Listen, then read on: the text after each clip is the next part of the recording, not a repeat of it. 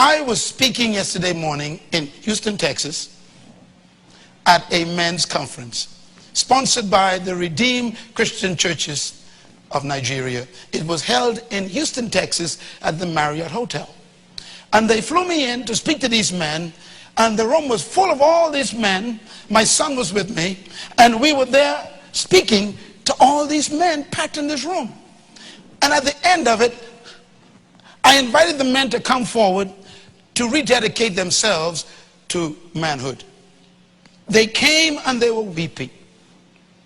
One of them came to me and pulled me to him, to his face, and he put his mouth to my ear. And he said, I don't want to be like my father. My father was a womanizer.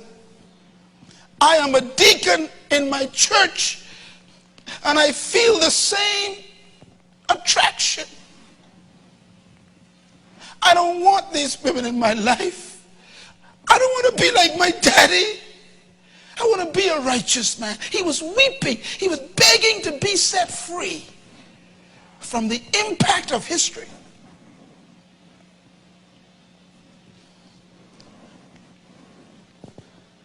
I prayed for him. Our prayer was very unique. I said, we're going to pray for deliverance from a spirit that entered your family line through your father's action. You don't need salvation. You're already saved. You need deliverance from a spirit. I said, but you're going to have to make some statements. And I led him through what I call generational renouncement. You have to renounce the right of that spirit that came into your family through your father's practices. Otherwise, the spirit cannot possess you, but it will harass you all your life. This is why good men go bad. I'm talking about men who are upright, spiritual men. They end up doing dumb things because they never dealt with the breaking of generational influence. I and my father are one. Do you want to be like your earthly father? Man, listen to me carefully.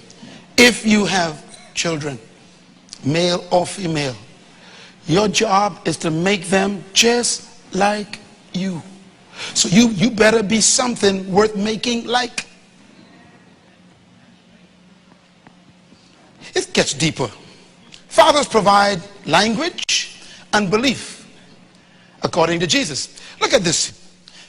The power of a father's language affects the language of the children. You ever wonder why young people curse all the time? You check their home environment. I remember one time I used a word in my mother's presence. It was not even what I consider a curse word today. It was mild.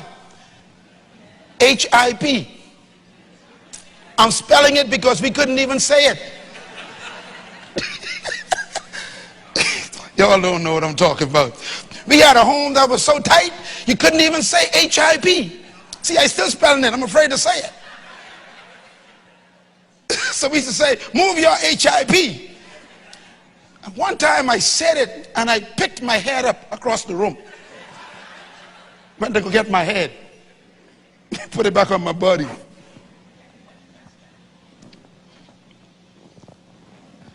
I have never in my life heard my father use a foul word. Never in my life. He's 85 years old.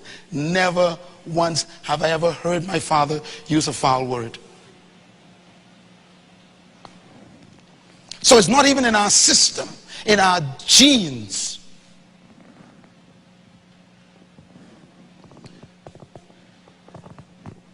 So here's the question. Can your children repeat in public what you say in private?